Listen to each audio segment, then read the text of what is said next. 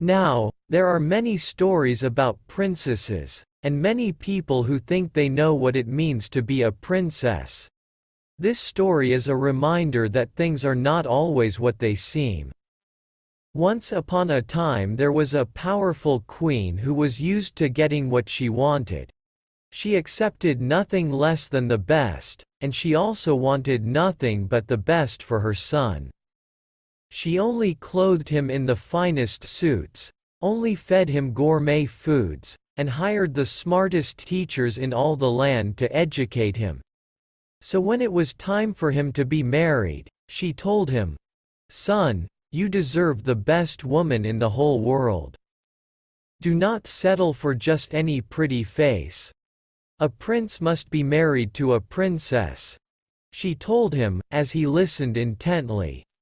"But remember," said the queen, "a real princess is not just the daughter of a king and queen. A real princess is delicate and refined, and eats only the finest foods. She is well educated, and reads only the greatest books and poems. She wears the loveliest dresses, and carries herself with grace and dignity. And the first thing you will notice, a real princess has the voice of an angel." With that, the prince set off with his servants in search of his princess. After he had traveled for several days, he reached the nearest kingdom. When he came to the castle, he introduced himself as the prince of the neighboring kingdom. When he met the king and queen, they were immediately impressed by how handsome and polite he was.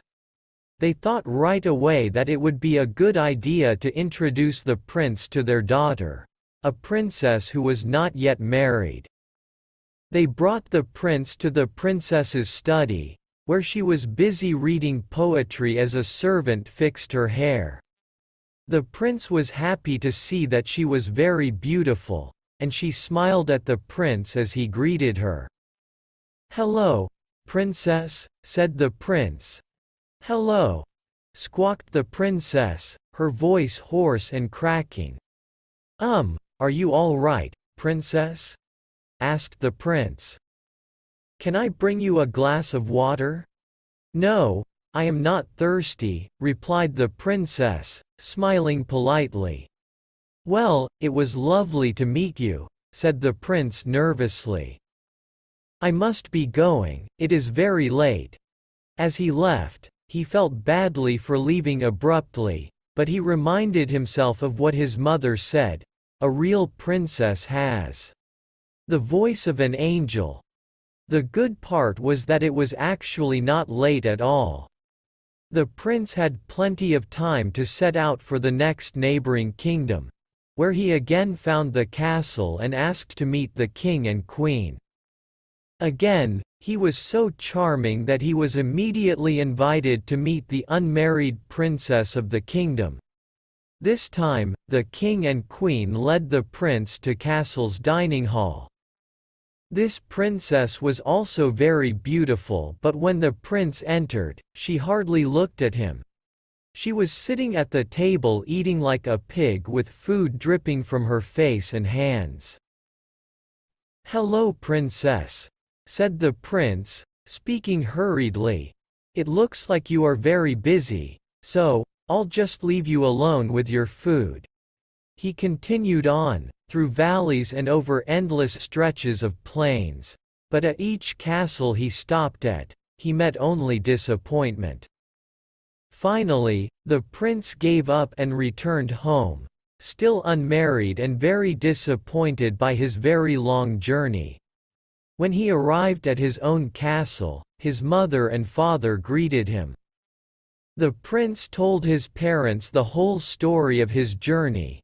His mother was especially sad for him, but also glad he had not chosen to marry any of the princesses he met. That night, during a terrible thunderstorm, there was a knock at the door. A servant went to go answer the door, and a young woman stood outside, dressed in a heavy cloak, soaking wet from the rain. The prince happened to be walking past, But when he heard the voice of the young woman he stopped in his tracks. She explained to the servant, "My driver got lost in the rain and we saw the light from your castle. Would you be kind enough to provide us shelter for the night?" She had the voice of an angel, and the prince knew immediately that this must be his princess. He quickly ran up and excused the servant. "Of course you are welcome to stay, good lady," he said, bowing respectfully. "Allow me to take your coat." When she pulled the hood off of her head, the prince thought that she was the most beautiful woman he had ever seen in his life. "Thank you so much, kind sir." The prince was so excited, he ran to go tell his mother what had happened. But right after he told her the story, she scoffed. "My dear son, she is no princess," she said.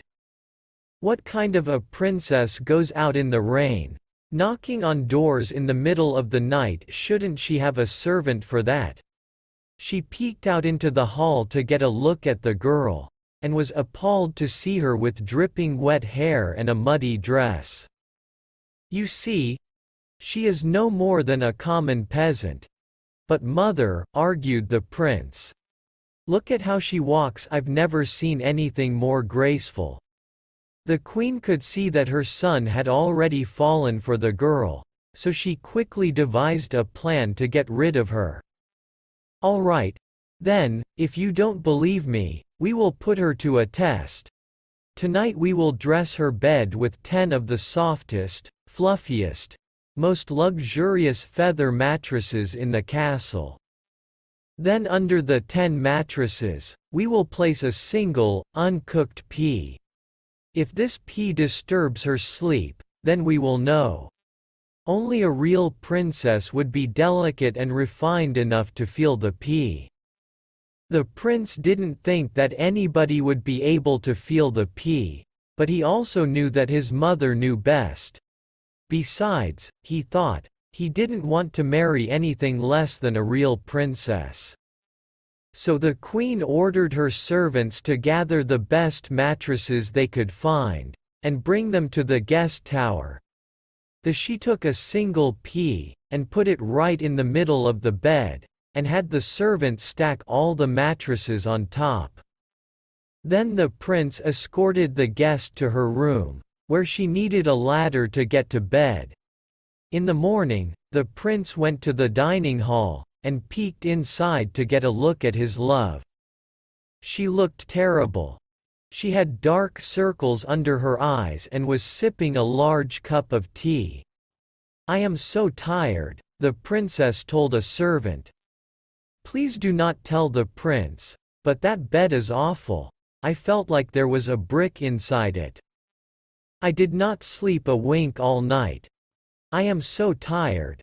The prince rushed over to her side and knelt before her. "You are a true princess, aren't you? Please marry me and live here and I will get you any mattress you choose." The princess looked shocked but then smiled and said, "Yes, I will marry you, as long as I don't have to sleep on that bed ever again." The next day, after the princess got a good night's sleep without a pea to disturb her, the prince and princess were married. And they lived happily ever after.